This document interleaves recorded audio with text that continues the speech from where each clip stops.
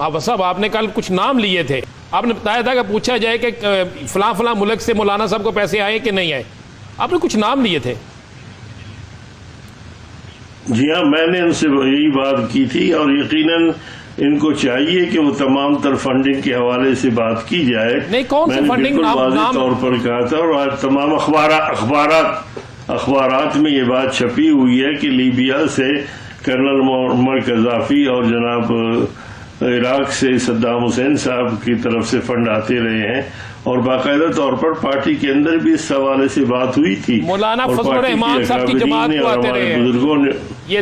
دونوں جو شخصیات کے نام لیے آپ نے، ان کو فنڈ جو ہے باقاعدہ جمعیت علماء اسلام کو آتے رہے ہیں، مولانا صاحب کو آتے رہے۔ دیکھیے یہی بات تو واضح طلب ہے کہ کیا وہ فنڈنگ جماعت کے لیے ہوتی رہی ہے یا فنڈنگ کسی ایک شخص کو ہوتی رہی ہے، اس کا حساب لینا چاہیے، کیونکہ اگر جماعت کو فنڈنگ ہوتی رہتی تو یقیناً جماعت کے لوگوں کو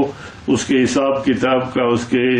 جہاں مصارف ہے اس کا پتہ چل جاتا۔ بدقسمتی یہ ہے کہ اسی حوالے سے فنڈنگ ہوتی رہی ہے، اور باقاعدہ طور پر اسامہ بن لادن کے حوالے سے بھی میں نے بات کی تھی کہ نواز شریف صاحب کو فنڈنگ ہوئی تھی اس وقت، اور شیخ صباف صاحب بھی تھے، اور جب بے نظیر صاحبہ کے خلاف تحریک عدم اعتماد تھا اس وقت بھی یہ تمام باتیں، بلکہ کتاب بھی چھپی ہے، اس کے اندر یہ تمام مندرجات موجود ہے۔ کچھ لوگ تو اس دنیا میں نہیں رہے، لیکن کچھ لوگ اس وقت بھی موجود ہے، ایک دو اسلام آباد میں۔ تو میں نے تو یہ مطالبہ کیا تھا